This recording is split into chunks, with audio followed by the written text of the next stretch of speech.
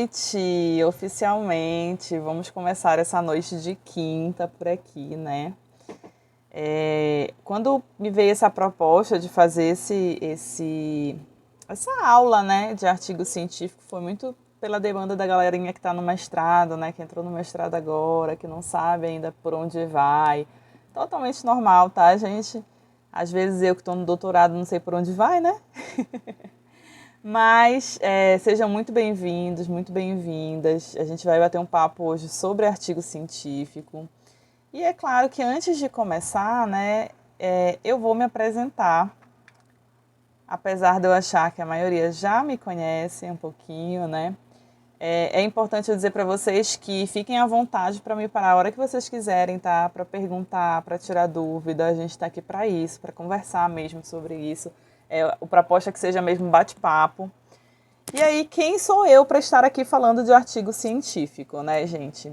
Bem, Carol Barbosa, né? Prazer. Eu sou publicitária, sou especialista em novas mídias e tenho mestrado em comunicação pela UFPA, tá? Trabalho como analista de comunicação e marketing. Tenho uma assessoria acadêmica, que é o KB Pesquisando, né? Ou popularmente chamado no Instagram, mas que oficialmente é o KB Assessoria. E hoje eu faço doutorado em Comunicação, Cultura e Amazônia pela UFPA, tá? Sou integrante do projeto de pesquisa, que é um projeto licenciado pela CAPES, está autorizado pela CAPES. Ele tem o financiamento do CNPq, que é o Jornalismo Local, via aplicativo do LupenH, que é um projeto que está acontecendo ao mesmo tempo em Macapá, em Belém, com pesquisadores de fora também. Então é um projeto assim, multidisciplinar. E eu já passei por algumas linhas de pesquisa, tenho uma certa experiência em pesquisa.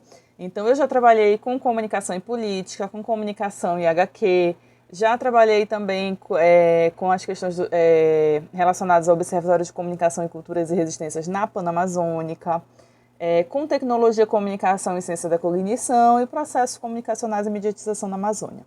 Então já atuei nessas linhas de pesquisa e algumas delas eu inclusive continuo ativa, né? Participei de 4 projetos de pesquisa e extensão, sendo que um desses projetos eu fui coordenadora pela SEDUC. Tenho 4 artigos publicados em revistas com Qualis, sendo que eu tenho artigo publicado em revista com Qualis A, que para quem não sabe, Qualis A1 é um periódico que contempla a excelência internacional, e tenho artigos publicados também em revistas B1 e B2, que são periódicos de excelência nacional, tá? Tenho 8 trabalhos aceitos em eventos, tanto eventos nacionais como internacionais. Mais 15 apresentações de palestras também em eventos. Tenho 13 cursos ministrados no campo da comunicação, trabalhando comunicação, rádio, multimídia, e trabalhos também relacionados à metodologia científica. Então, já vi diversos cursos de ABNT, de artigos, de projetos de pesquisa. Participei de cerca de 70 eventos já e organizei 8 desses eventos, tá? Já fui avaliadora de banca de TCC também e a gente tem mais de 100 alunos atendidos aqui na assessoria, né, na KB Assessoria. Então, entre revisão, mentoria, atualização de Lattes, que é os serviços que a gente oferece. Isso mais de 100 alunos nos últimos 2 anos, que é quando a gente começou a contar, que é quando a gente realmente fez o CNPJ da assessoria e começou a contar. Antes disso, perdi a conta, né? Então, já que vocês já me conhecem um pouquinho, a gente pode ir direto ao assunto, porque eu acho que vocês estão aqui para isso, né? Para entender qual é essa ideia do artigo científico. É importante dizer que a assessoria acadêmica, ela trabalha com a ideia de democratização da ciência. Então, a gente sempre fez muito conteúdo aberto, então, lives, lá no próprio Instagram, vocês podem ver que a gente tem muita coisa postada, a gente tem muito conteúdo que trabalha a parte metodológica, como é que se faz pesquisa, então vocês podem estar, inclusive, consultando lá. Mas o nosso objetivo hoje aqui é compreender e aplicar esses princípios fundamentais para a produção do artigo científico, de uma forma descomplicada, de uma forma eficiente, para entender de uma vez por todas qual é essa receita do bolo, como é que a gente faz esse tal desse artigo científico. E aí, para a gente começar a pensar esse artigo científico, a gente precisa entender qual é a importância do impacto desses artigos para o nosso cotidiano, né? De que forma é que esses artigos eles vão impactar o nosso cotidiano? Então, primeiro, a gente precisa entender que o artigo científico ele é responsável pelo compartilhamento de conhecimento, tá? Os artigos, eles são o meio pelo qual os pesquisadores vão compartilhar os estudos para poder mostrar quais foram as descobertas, quais foram as coisas que foram, quais foram as conclusões tiradas, né, a partir dos estudos. Então, essa divulgação dentro da comunidade acadêmica é que vai permitir que outras pessoas se beneficiem da tua pesquisa e que outras pessoas também possam construir pesquisas a partir da tua pesquisa, tendo a tua pesquisa como referência. Então, pensando esses estudos futuros. Outra coisa importante quando a gente fala de artigo científico é a gente entender que a divulgação desse processo científico ele é extremamente importante. Por quê? Porque essa divulgação é que vai tornar a pesquisa de vocês popular, digamos assim. Então não adianta você escrever um artigo para botar dentro da gaveta. Fiz um artigo de uma disciplina e esqueci e nunca mais toquei nele. Não. Se você teve todo o trabalho de produzir esse conhecimento, você também tem que se dar ao trabalho de mostrar para outras pessoas essa tua produção de conhecimento. Então é essa produção de conhecimento que vai permitir que as outras pessoas percebam, conheçam o que já foi produzido em relação à pesquisa. Quais são os teus recortes, qual é o teu ambiente. Então é muito importante que a gente entenda isso e a gente vai ver um pouquinho lá na frente. Por quê? Porque quando a gente vai construir nossa introdução, a gente precisa mostrar de onde a gente fala. E aí isso parte justamente por causa desse conceito de divulgação científica. As pesquisas, elas precisam ser compartilhadas. Uma pesquisa, para ela ser validada cientificamente, ela precisa ter um método, que é o que diz que aquela pesquisa, de fato, passou por um rigor científico. E essa pesquisa ela é validada a partir do que a gente chama de revisão por pares. Essa revisão por pares é o processo que os artigos passam quando duas pessoas da área vão ler o teu trabalho e ver se ele faz sentido. É mais ou menos essa ideia. Então, quando a gente faz a publicação desses trabalhos, a gente está falando exatamente disso.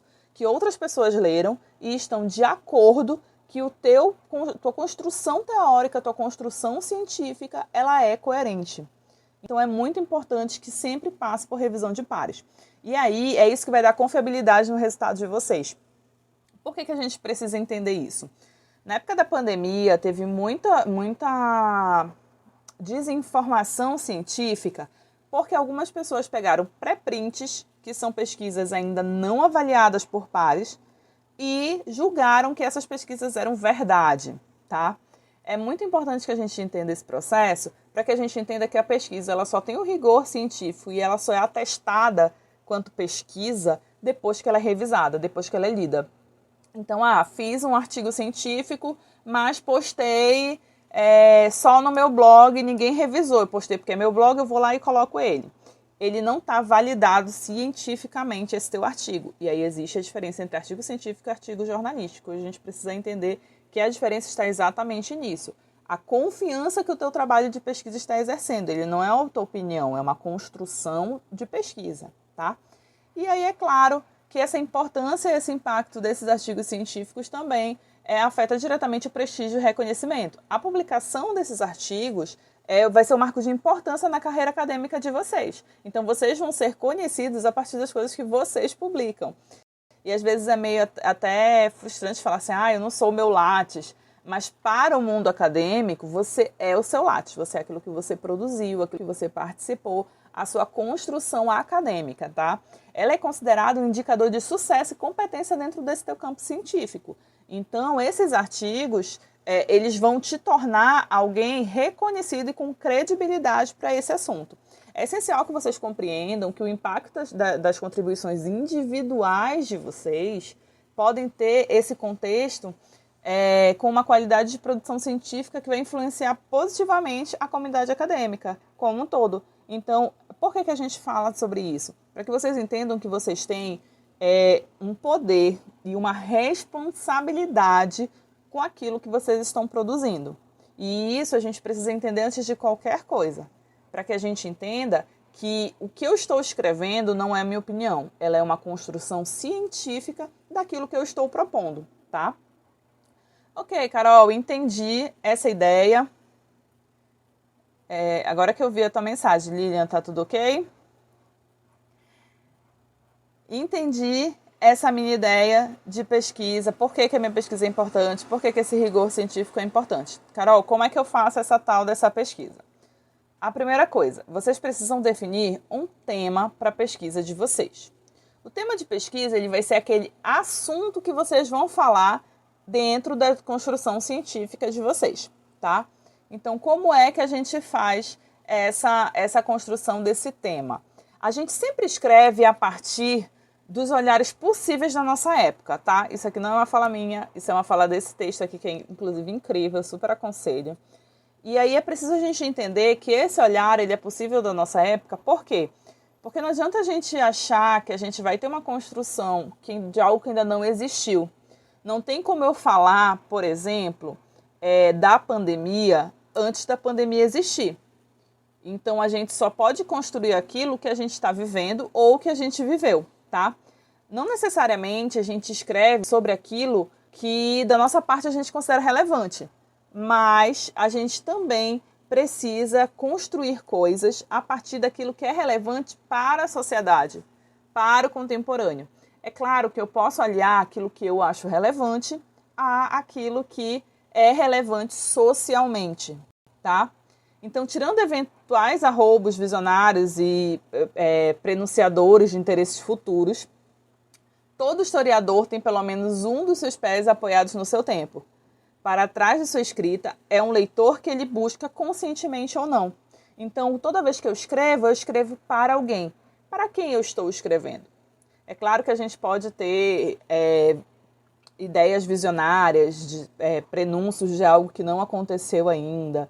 É claro que isso pode acontecer, mas é muito mais difícil e provavelmente a gente vai ser incompreendido na época que a gente fala isso, tá? Então fiquem cientes disso.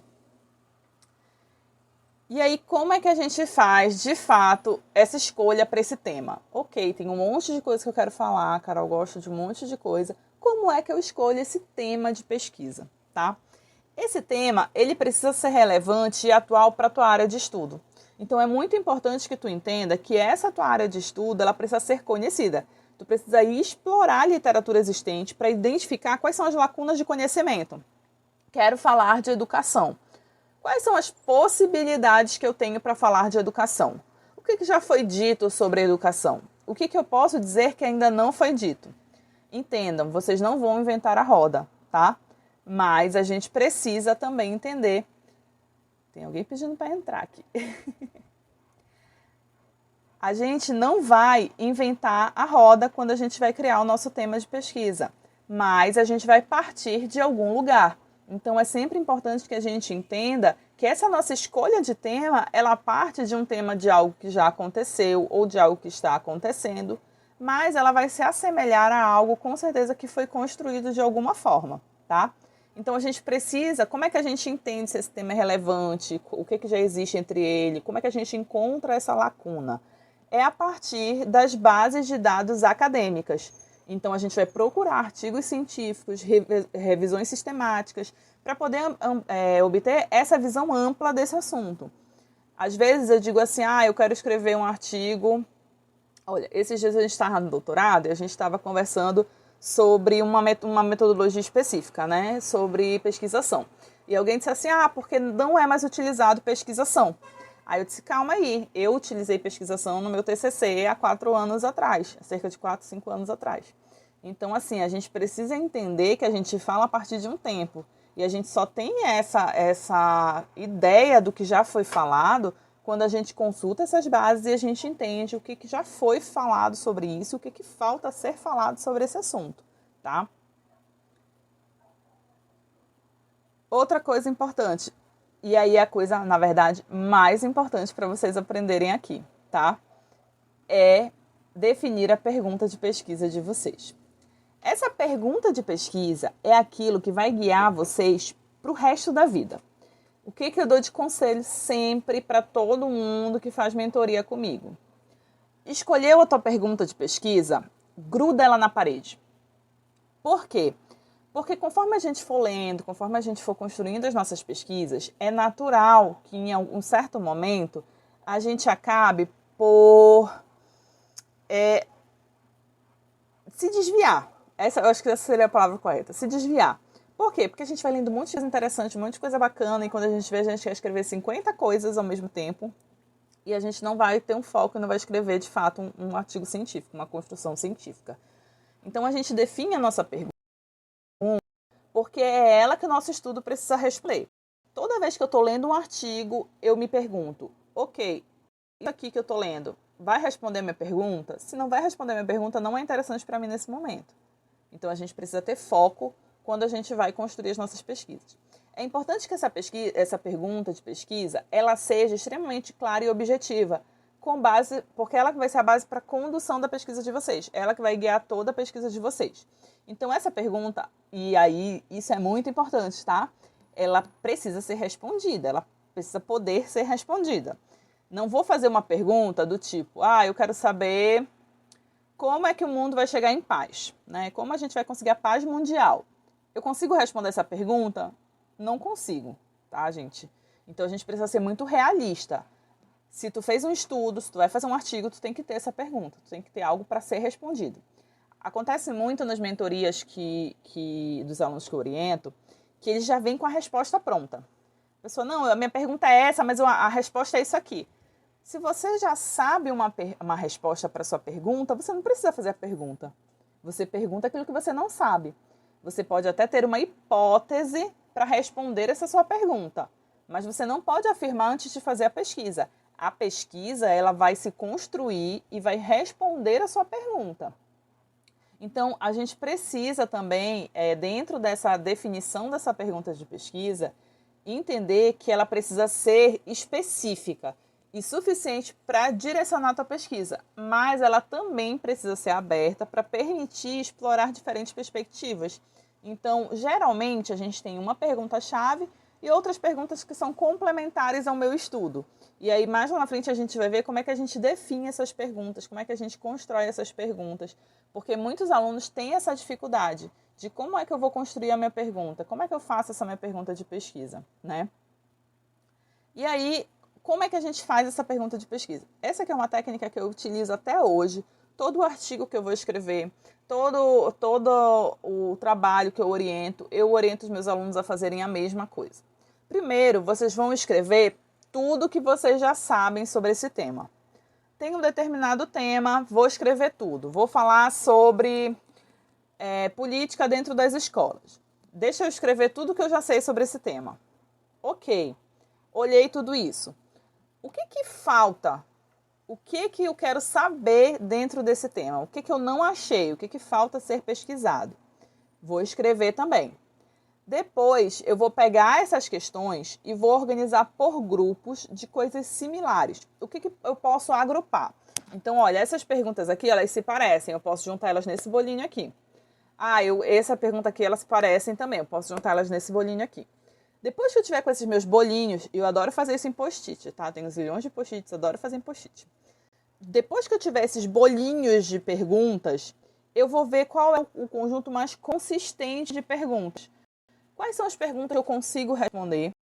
Quais são as perguntas que realmente estão estruturadas de uma forma na qual eu consigo compreender aquilo que está sendo proposto ali, certo? Até aqui estamos ok, né? Estamos tranquilos. Qualquer coisa, gritem aí. Definir minhas perguntas. E agora, o que eu vou fazer para o meu artigo? Tudo isso que eu estou mostrando para vocês, gente, é importante que vocês entendam que a gente está falando de uma ideia de projeto de pesquisa. Quando eu falo de construção de pesquisa, muita gente quer ir direto escrevendo, e aí ela não passa pelos processos de pensar nesse projeto de pesquisa. E quando a gente não pensa nesses projetos de pesquisa, a gente não constrói essas nossas questões como problema, objetivos, é muito fácil a nossa pesquisa quebrar. Ela não fica sólida, ela não fica firme, tá?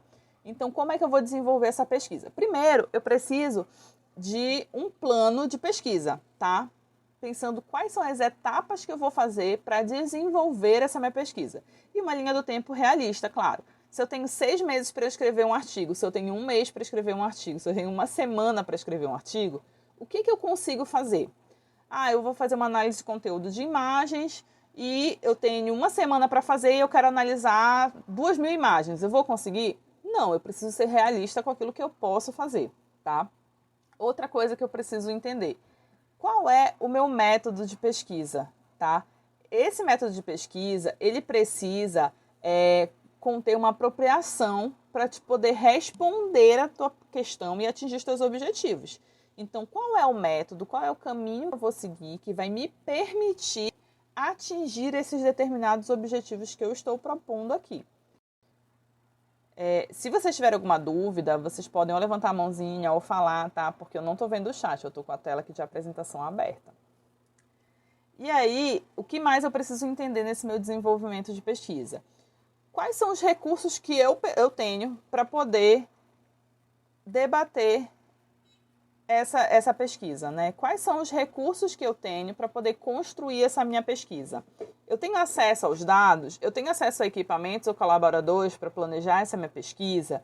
Então, eu quero fazer uma pesquisa lá na Ilha do Cumbu, mas eu não tenho R$1 para atravessar para a Ilha do Cumbu. Eu consigo fazer? Não. Então, você precisa ser muito realista nesse teu desenvolvimento desse teu projeto para pesquisa, tá? Lembrando que a gente está falando ainda dessa construção do projeto, de como é que eu vou fazer essa minha pesquisa. Pensem no projeto como se ele fosse a receita para vocês fazerem a pesquisa. E aí, para desenvolver essa pesquisa, eu preciso fazer um levantamento bibliográfico abrangente, tá? Que é para fundamentar teoricamente a minha pesquisa, para identificar as abordagens que já utilizaram, outros pesquisadores já utilizaram. O que eu costumo fazer? Eu vou falar sobre cidadania. Faço um levantamento sobre cidadania dentro das escolas. Vou fazer um levantamento sobre isso. Ok, olhei toda essa galera aqui, fiz esse levantamento, essas pessoas aqui estão fazendo artigos sobre cidadania. Como é que eu vou construir a minha pesquisa? O que essas pessoas não falaram? Qual é a lacuna que elas deixaram? Primeira coisa. Segunda coisa que eu tenho que observar. E aí vocês precisam aprender a ler os artigos não apenas para consumir o conteúdo deles, mas para consumir a estrutura deles.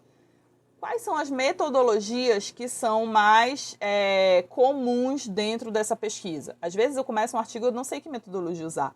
É só eu olhar quais são as metodologias que são mais comuns dentro desse meu artigo. Então, como é que eu faço essa organização? A maioria dos artigos está utilizando análise de conteúdo, então é uma proposta. Vou estudar um pouquinho mais sobre análise de conteúdo e ver se ela cabe no que eu estou propondo aqui. Outra coisa, quem são os autores recorrentes dentro desse estudo? Porque o que acontece? Muitas vezes, quando a gente vai falar de um determinado assunto, existem autores que são pilares naquele assunto. Então, eu preciso recorrer a eles. Vou falar de educação dialógica, vou falar de Freire. Dos 10 artigos que eu pegar, provavelmente 10 artigos vão estar falando de Freire. Então, quando eu for ler esse meu levantamento bibliográfico, eu vou observar quem são os autores recorrentes dentro desses meus artigos. São autores que provavelmente eu vou utilizar para construir a minha pesquisa também. Outra coisa importante que a gente precisa entender são os aspectos éticos e metodológicos da nossa pesquisa. Se você vai fazer uma pesquisa com pessoas, se você vai entrevistar pessoas, você precisa passar pelo comitê de ética. A maioria das revistas, é até bem difícil elas solicitarem essa documentação. Isso é mais para a área pelo menos para a área da saúde, é mais comum. Mas para a área da comunicação, como é a maioria dos alunos aqui, é mais difícil eles fazerem essa solicitação. Mas se você vai fazer uma dissertação, por exemplo, você precisa passar pelo comitê de ética. Vou entrevistar as pessoas, comitê de ética. Vou fazer um grupo focal, comitê de ética. Vou fazer uma observação participante, comitê de ética, tá? Essa obtenção desse consentimento, ele precisa seguir isso por uma questão ética e a proteção da privacidade dos participantes. Então, por exemplo, estou escrevendo um artigo sobre análise de fotos tiradas por determinados adolescentes. Eu preciso manter a privacidade desses participantes, então eles não podem ser identificados. E aí a gente tem uma discussão gigantesca dentro do campo das ciências humanas aplicadas em relação a isso. Por quê? Se eu estou entrevistando mulheres, por exemplo, e eu não posso identificar elas, eu não estou silenciando o nome dessas mulheres? Provavelmente sim. Mas hoje, o que rege hoje a nossa discussão ética pela Plataforma Brasil e pelo Comitê de Ética das instituições é que você não deve divulgar esses nomes, tá? Outra coisa que a gente precisa fazer é seguir rigorosamente protocolos e procedimentos metodológicos. Por quê? É esse protocolo e esses procedimentos que vão garantir que a pesquisa de vocês seja uma pesquisa científica. Por exemplo, vou fazer uma pesquisa e aí eu vou analisar, uma vez aconteceu isso, uma aluna queria analisar o grupo de WhatsApp da família dela. Qual é o rigor científico, primeiro de recorte, né? É um universo mínimo. E qual é o rigor científico? Qual é o procedimento que vai ser aplicado ali? Então, o que faz o trabalho de vocês ser científico é uma metodologia. É um procedimento que vai validar e vai trazer confiabilidade para essa pesquisa de vocês. É bem difícil quando a gente vai trabalhar com pessoas, principalmente por conta dessa inserção. Tu pode fazer essa inserção de duas formas. Tu pode citar diretamente essas pessoas e aí tu coloca as iniciais dela, ou codifica e dá um nome, fantasia para elas. Tem uma aluna da dissertação, por exemplo, uma aluna minha de mentoria de dissertação, ela está entrevistando duas famílias e aí ela nomeou. Uma família é a família Açaí, outra família é a família... Eu não lembro o nome da outra família, mas ela deu um nome para a família e aí codificou, tipo, filho 1A1, filho A2. Mas isso a gente está falando de dissertação. Em artigos, geralmente, como são trabalhos mais simples e se essas pessoas não estão em vulnerabilidade, a gente nem costuma colocar eles codificado, a menos que eles estejam em vulnerabilidade. Se são pessoas, por exemplo, que são autoridades no assunto, você foi entrevistar o presidente, o gestor da usina da cabanagem, e aí você pode colocar a fala dele na íntegra como se fosse uma citação. E aí ele segue um padrãozinho da ABNT para isso, tá? Vem o ano. Aí tem a ABNT, tem uma forma para citar isso, tá? E aí eu já aviso a vocês que a gente não consegue falar de ABNT nessa aula, que a ABNT é outro rolê. Mas a própria UFPA tem um manual que vai bem ajustadinho. E eu acho que lá na assessoria também a gente já fez um post sobre isso. Como é que você faz essa citação quando você faz entrevista, tá? Certo? Outra coisa que a gente precisa entender são as diretrizes éticas e a revisão por pares para planejar e conduzir a nossa pesquisa. Então, a gente precisa se adequar ao padrão de onde a gente está submetendo. Algumas revistas têm uma determinada diretriz. A UFPA tem uma determinada diretriz. Você sempre tem que entender para onde você está submetendo esse seu trabalho, para onde você está fazendo esse seu trabalho. E aí eu aconselho a vocês a sempre produzir artigo baseado em onde eu vou submeter, onde eu quero colocar essa minha pesquisa. Por quê? Porque torna muito mais fácil de você construir. Você já constrói dentro daquele template, já são poucos ajustes que precisam ser feitos no final. Você já sabe como aquelas pesquisas são estruturadas. Por exemplo, eu quero submeter a uma revista, por exemplo, Matrizes. Eu vou olhar quais são os artigos que geralmente são submetidos, como eles são estruturados. Comecem a olhar os artigos que vocês leem, não só o conteúdo, mas a estrutura desses artigos. E aí outra coisa que a gente precisa também começar a entender. Defini meu tema de pesquisa, encontrei meu problema, agora eu preciso definir meu objeto. O meu objeto é o que da minha pesquisa. Como assim o que da minha pesquisa? Ele vai me dizer o que é no mundo que representa o tema que eu quero falar, ou que me ajuda a chegar a esse tema. Quero falar de comunicação e cidadania. Para onde eu vou olhar para pensar comunicação e cidadania? Porque tem 1 milhão de artigos de comunicação e cidadania. Como é que eu posso fazer meu recorte? Eu vou olhar para as oficinas que são realizadas dentro da usina da Paz da cabanagem. É o meu o quê? É o meu objeto. Esse é o meu recorte específico. Preciso definir, dentro desse meu o quê, a identidade ou o nome desse meu objeto, o comportamento, ou as funções, ou os procedimentos, o estado, no caso, as características geralmente gerais e variáveis, porque pensem que vocês vão pegar esse objeto e vocês vão descrever esse objeto. Não necessariamente essa descrição vai entrar no artigo de vocês. Pode ser que entre, pode ser que não, dependendo do contexto. Mas vocês precisam conhecer esses objetos. Vocês precisam olhar esses objetos com atenção, com carinho, para que vocês entendam. Lembrando que eu estou falando de objetos aqui, mas a gente também pode estar falando de sujeitos, tá? Quando a gente fala de pessoas, a gente fala de sujeitos. Então, vou analisar um grupo de pessoas. Estou falando de sujeitos. A gente precisa também definir qual é a proximidade desse objeto em particular. Onde eu estou em relação ao meu objeto? Eu estou inserida nesse objeto, nesse contexto, ou eu estou distanciada?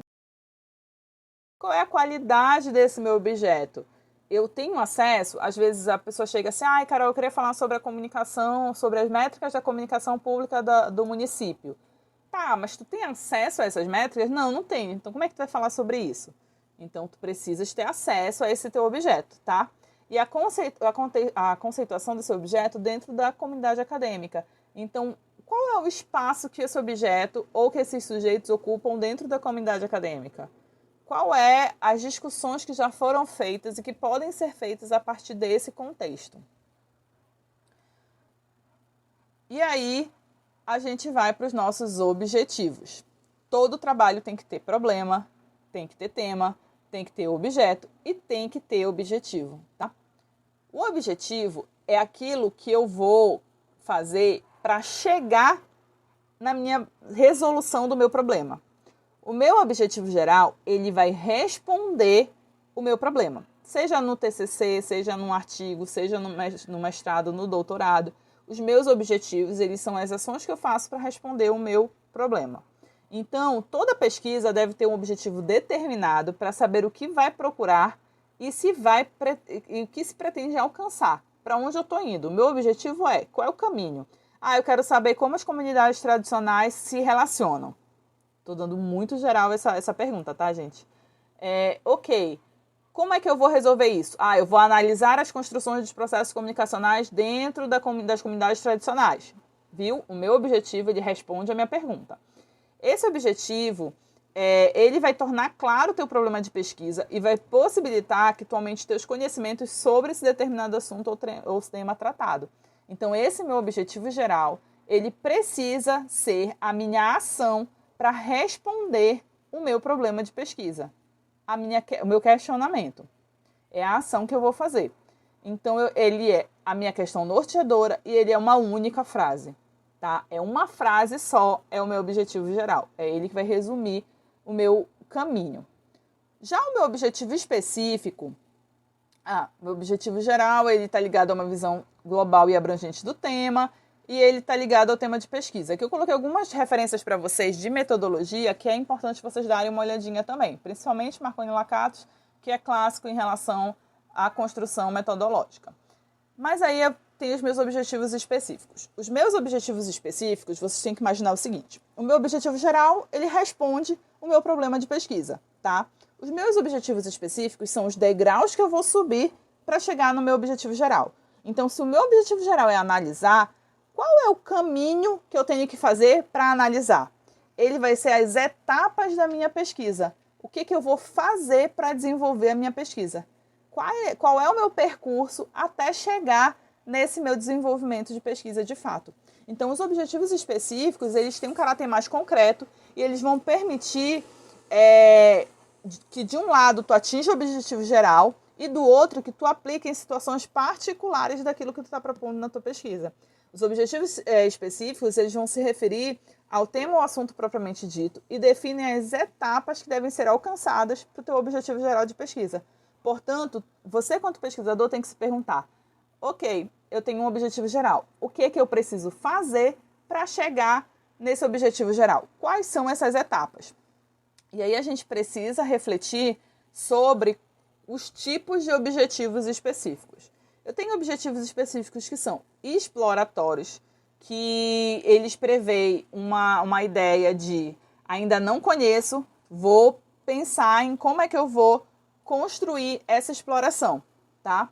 Tem objetivos que são descritivos. Meu objetivo é descrever aquele determinado assunto, descrever aquele determinado tema, aquela minha proposta. E eu tenho objetivos que são explicativos. Eu quero explicar isso que está acontecendo aqui. Eu quero explicar esse fenômeno, por exemplo, que está acontecendo aqui. É muito comum, eu percebo muito dentro das mentorias, tanto de artigo científico quanto de produção de dissertação, que as pessoas têm dificuldade de definir esses objetivos. Por que as pessoas têm dificuldade de definir esses objetivos?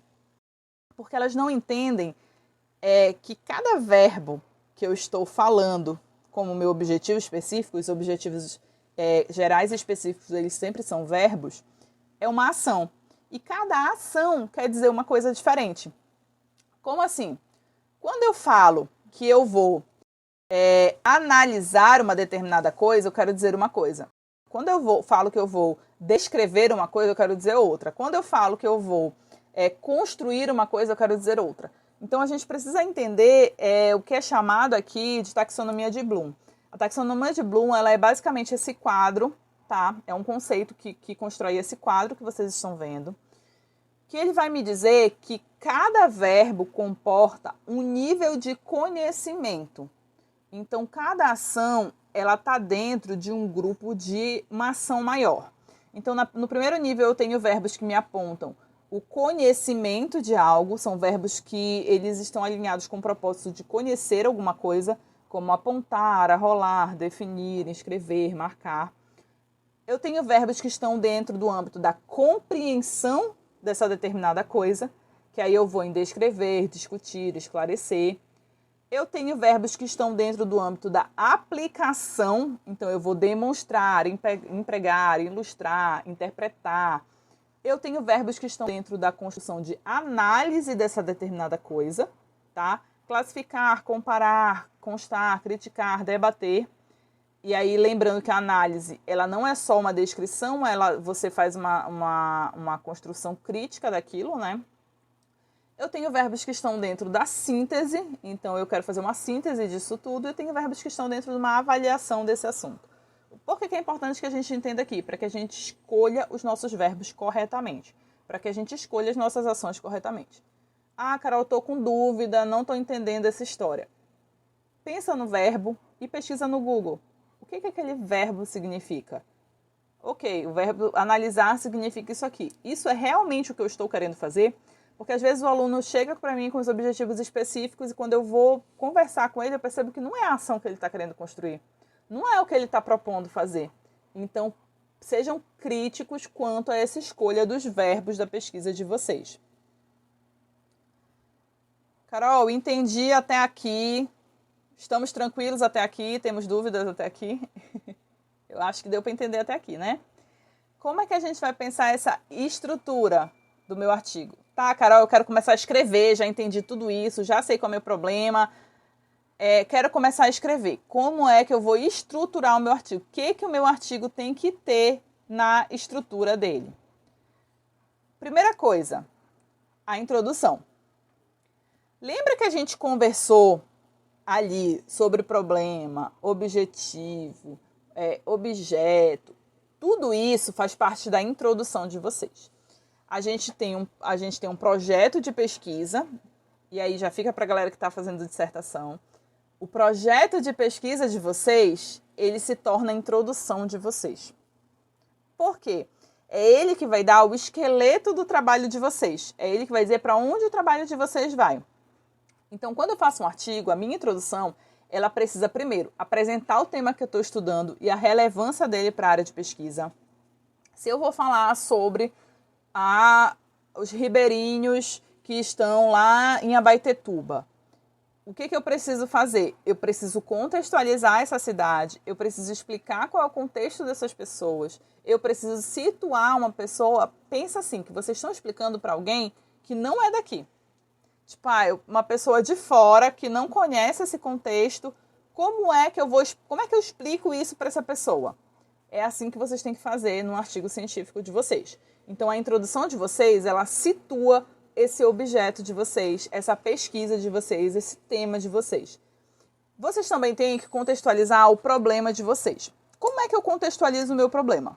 Sabe redação do Enem, que tem um texto gigante, e aí no final só tem a tal da pergunta, que a última linha é a pergunta. Olha, eu tô tomando um chazinho aqui, gente, porque esse horário não dá mais para tomar café, infelizmente. Tô proibida de café esse horário.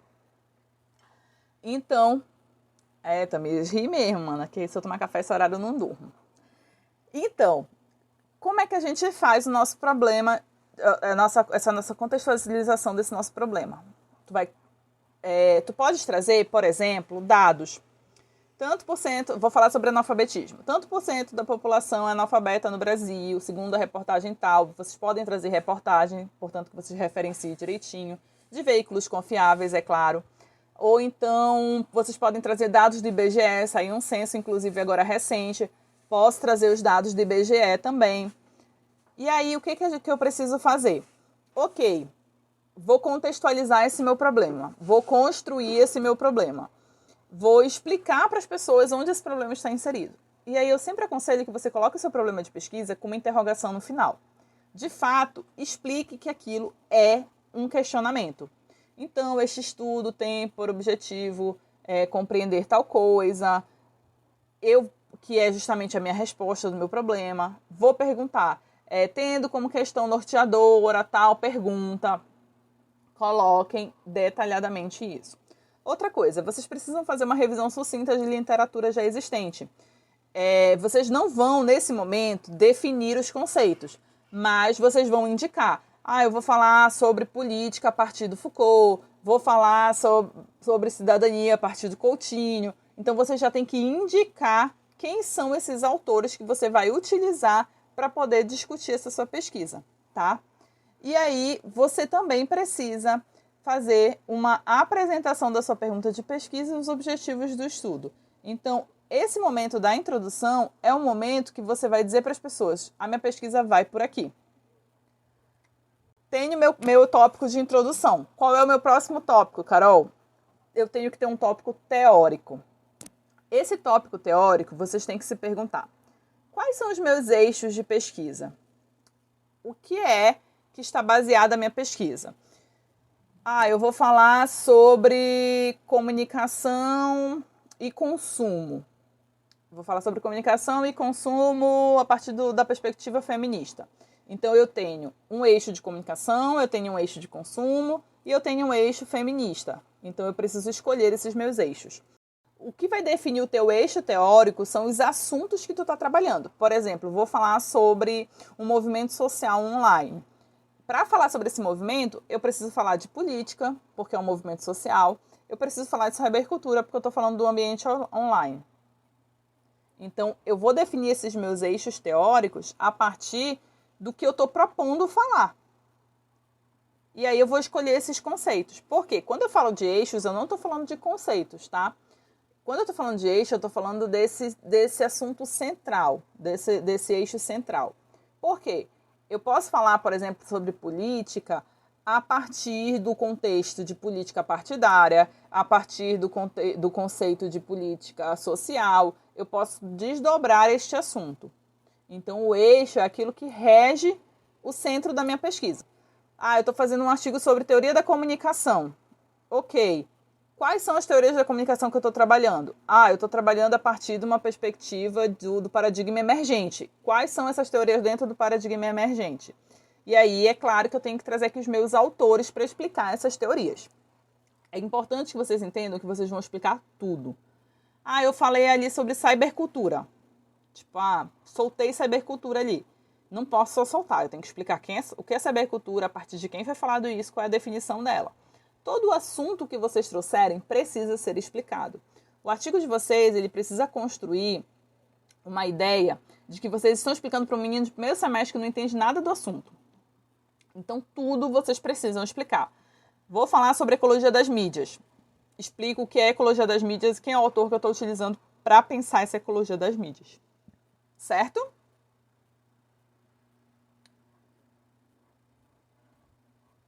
E aí, fiz o meu capítulo, fiz o meu tópico de introdução, fiz o meu tópico de teorias, e esse tópico ele pode ser subdividido, tá, gente? Não precisa ser só um tópico. Essa estrutura é o que precisa obrigatoriamente ter no artigo de vocês. Mas eu posso, eu vou fazer um tópico só para falar sobre cybercultura e outro tópico só para falar sobre comunicação comunitária, por exemplo. Eu posso. Dentro desse meu tópico, eu quero dividir a comunicação comunitária em comunicação popular, comunicação cotidiana. Posso também. Essas subdivisões ficam a critério de vocês. Sempre que vocês sentirem que tem necessidade de vocês escreverem um subtópico, vocês podem escrever.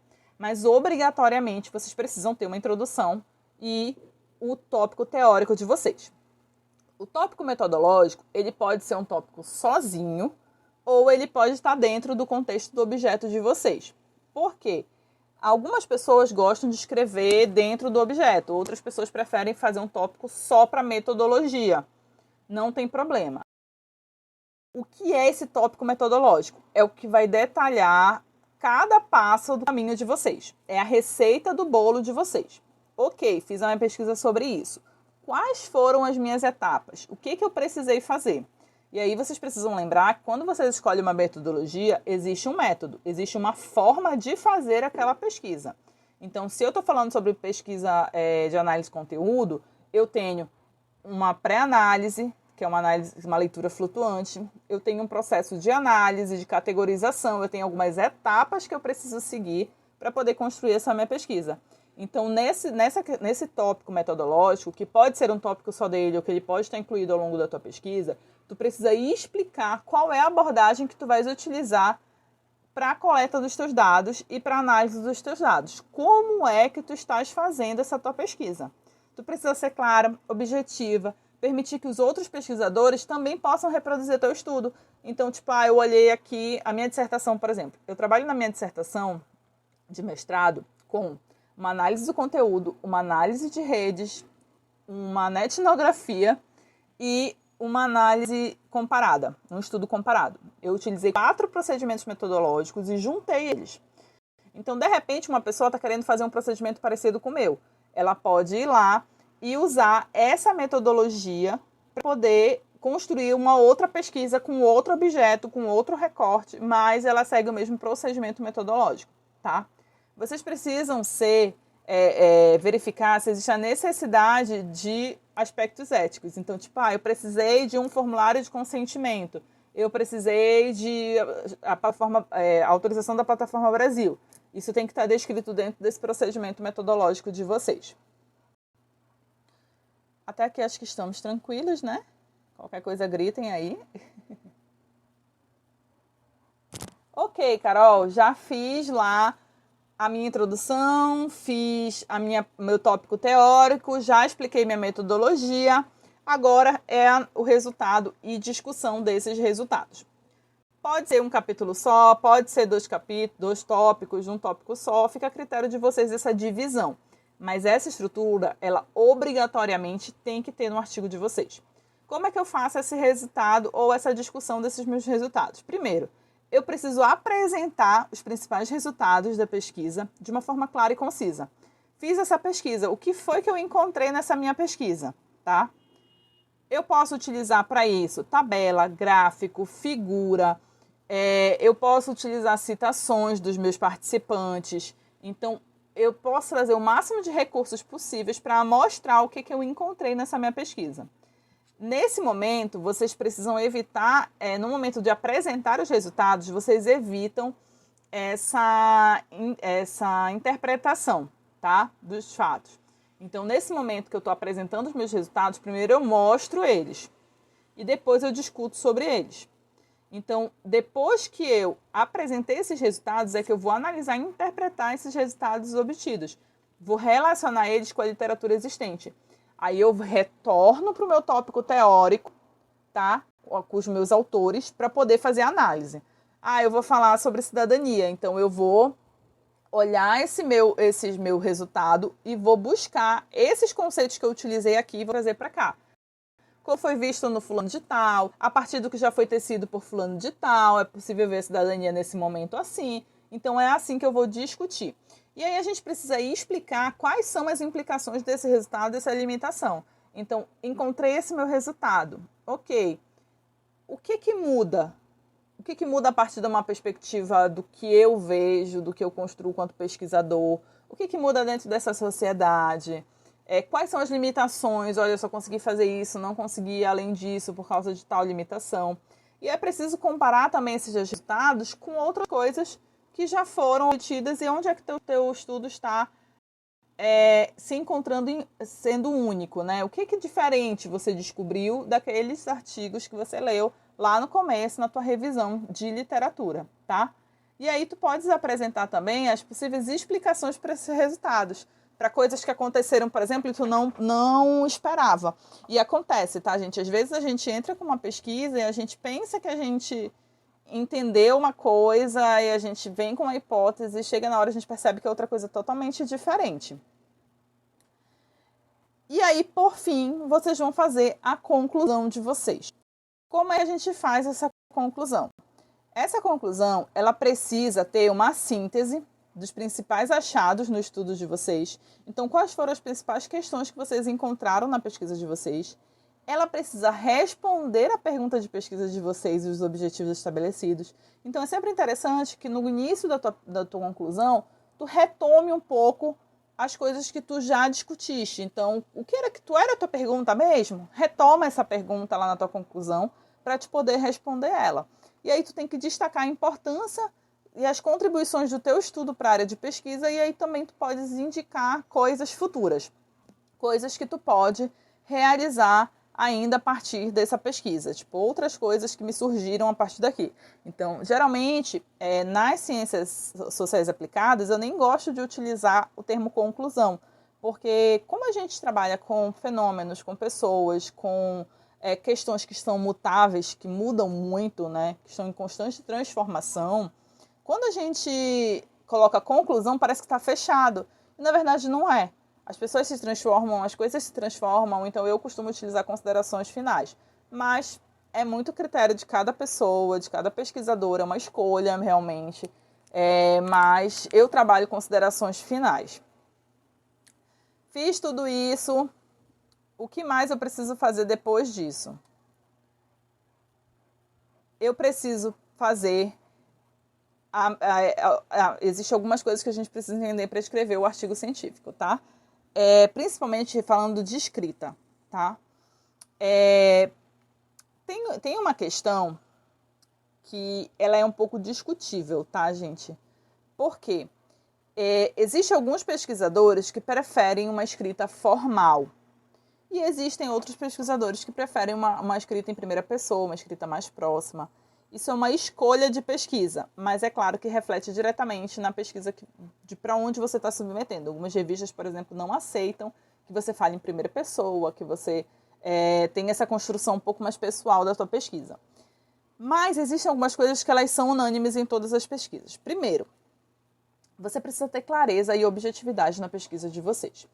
É importante vocês terem uma escrita clara e concisa do que vocês estão fazendo ali. Utilizar frases curtas e diretas, evitando ambiguidade, redundância. Lembrando que quando eu falo de frases curtas e diretas, eu não estou falando de frases de uma linha. Pelo amor de Deus, não façam artigos com frases de uma linha, tá? Parágrafo de 5 linhas, mas também não vai fazer um parágrafo de uma folha inteira. Ter um bom senso para construir isso, né? E vocês terem objetividade. Não fiquem dando voltas e voltas e voltas para falar a mesma coisa. Se você tem que falar uma coisa, fale o que você está propondo falar. Não precisa dar volta. Explique, claro, detalhe, claro, mas sem se prolongar e ficar enrolando demais, tá? Essa objetividade ela é fundamental, principalmente para que vocês cativem as pessoas que estão assistindo a pesquisa de vocês, né? Então, para que as pessoas que leiam a pesquisa de vocês queiram continuar lendo essa pesquisa, tá? A gente precisa também seguir uma estrutura padrão de um artigo científico, com as seções bem definidas, utilizar títulos, subtítulos, de uma forma clara, de uma forma que seja informativa para cada seção. Então, eu tenho um título, às vezes publicitário, que gosta muito de fazer isso, né? Eu tenho um título, é muito bonito o título, super inovei no meu título de sessão. Mas a pessoa leu aquele título e ela não sabe o que eu estou querendo falar. Não adianta, tá? Usem esses parágrafos curtos para facilitar a leitura. Pensem que vocês não querem cansar o leitor de vocês. Lembra que a gente falou, você escreve para alguém. Você escreve para que alguém leia essa pesquisa de vocês. Então, para quem você escreve? Eu sempre procuro fazer minhas pesquisas, meus artigos, de uma forma que uma pessoa que não é da área consiga ler e entender. Eu lembro uma vez que eu vi uma imagem que me marcou bastante, que era um banner de um congresso, e tinha um senhor, né, dos serviços gerais fazendo limpeza, e ele estava parado lendo aquele banner. E eu lembro que estava uma frase assim na postagem: a sua pesquisa é para quem? né? Para quem você produz conhecimento científico? Então, eu levo quanto posicionamento político que o meu conhecimento científico que eu estou produzindo, ele não é só para mim, não é só para meus pares, ele é para as pessoas. Então, eu construo sempre prevendo isso. É muito importante que vocês façam também uma introdução que ela seja impactante. Então, a introdução ela deve capturar a atenção de quem está lendo o trabalho de vocês. E é claro que ela deve fornecer um contexto claro para o estudo. Então, vocês podem começar com uma afirmação, com uma pergunta intrigante relacionada ao tema, com uma reflexão sobre aquilo. A gente tem um curso na assessoria que é de storytelling para a escrita de artigos científicos, que quem ministra, inclusive, é meu esposo. E aí ele fala sobre como é que você constrói um artigo científico a partir da narrativa, né? Contando uma história. Então, outra coisa que vocês precisam ter muita atenção é na apresentação da discussão dos resultados. Vocês devem apresentar os resultados de vocês de uma forma clara, utilizando o máximo de recurso que vocês puderem. Por exemplo, na minha dissertação, eu lembro que o meu percurso metodológico ele era muito complexo, tinha muitas etapas, muitas coisas a fazer, porque eu estava usando mais de uma metodologia. Então, eu fiz um desenho, eu fiz um fluxograma para que compreendessem qual foi esse percurso metodológico que eu caminhei, tá?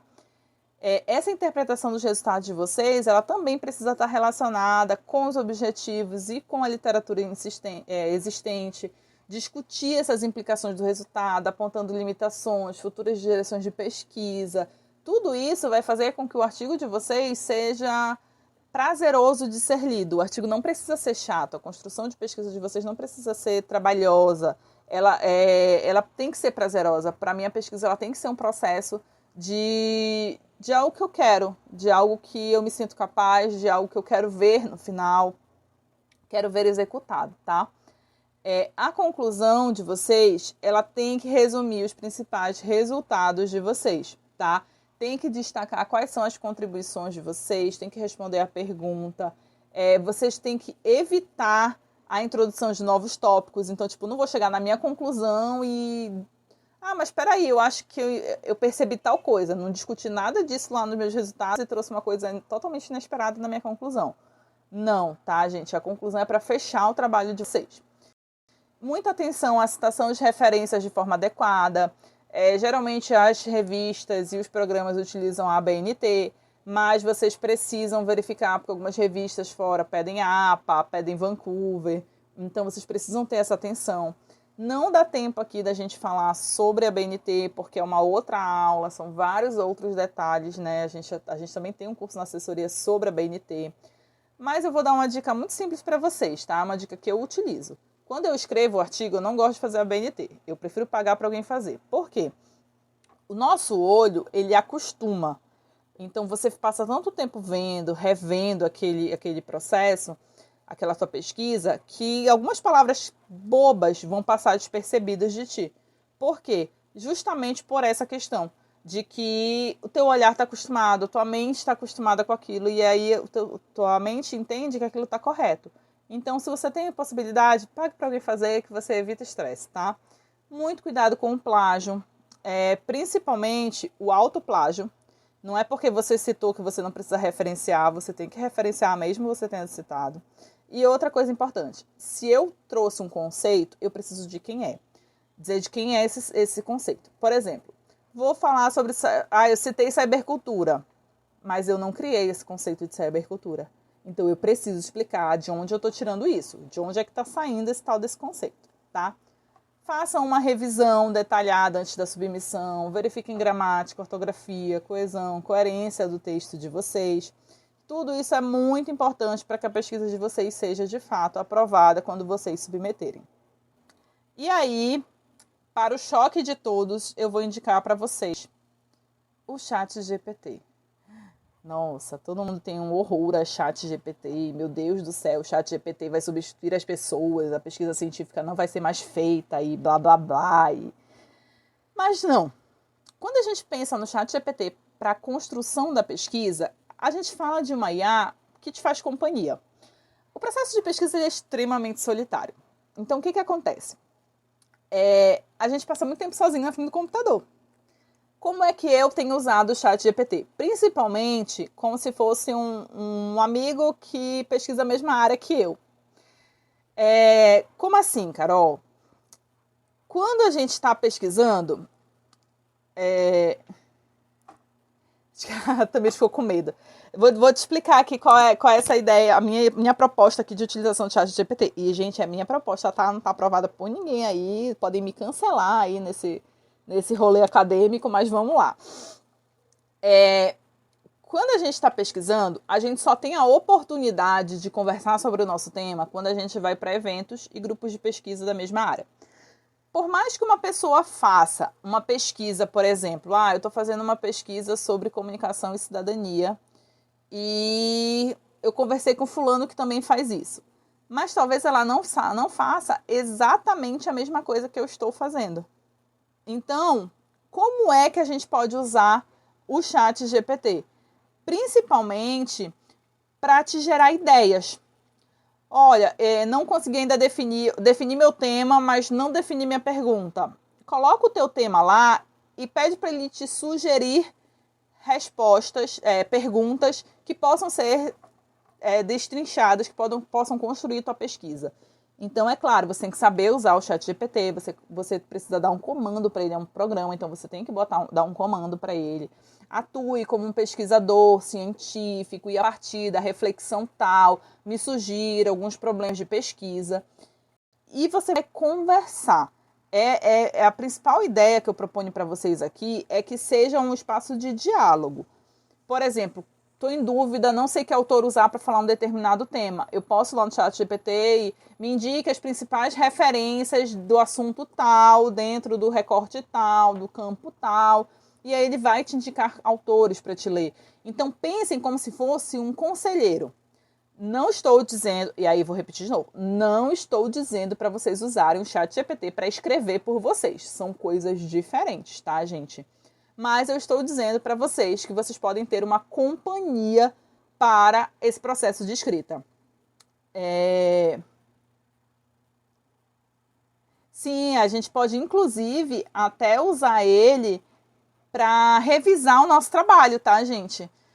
Tu pode jogar um artigo científico teu lá e perguntar para ele fazer uma resenha, por exemplo, uma resenha crítica. E aí ele vai te dizer quais são os pontos que faltam ser trabalhados no teu artigo. Isso é importante, tá?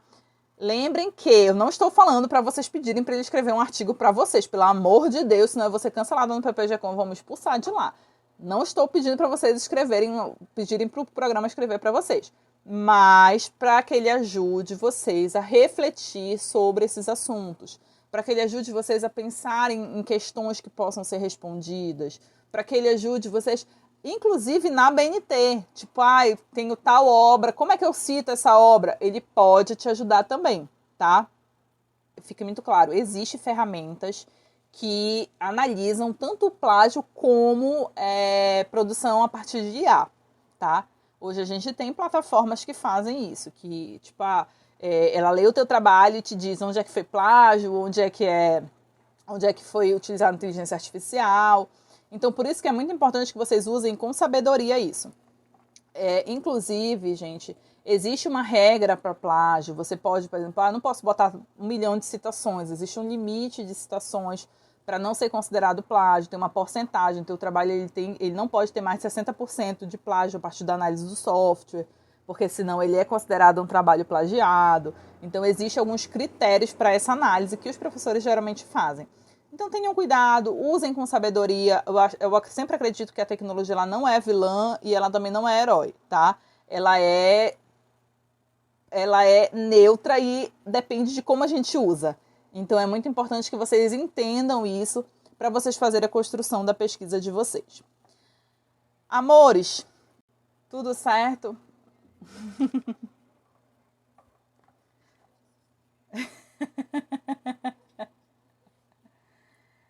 Faz parte. Na verdade, assim, a gente sempre teve essas lives, esses bate-papos, né? Só que, assim, a vida aconteceu, né? E tanto eu como a Fabi, a gente ficou muito atribulada e a gente não conseguiu mais fazer essa demanda.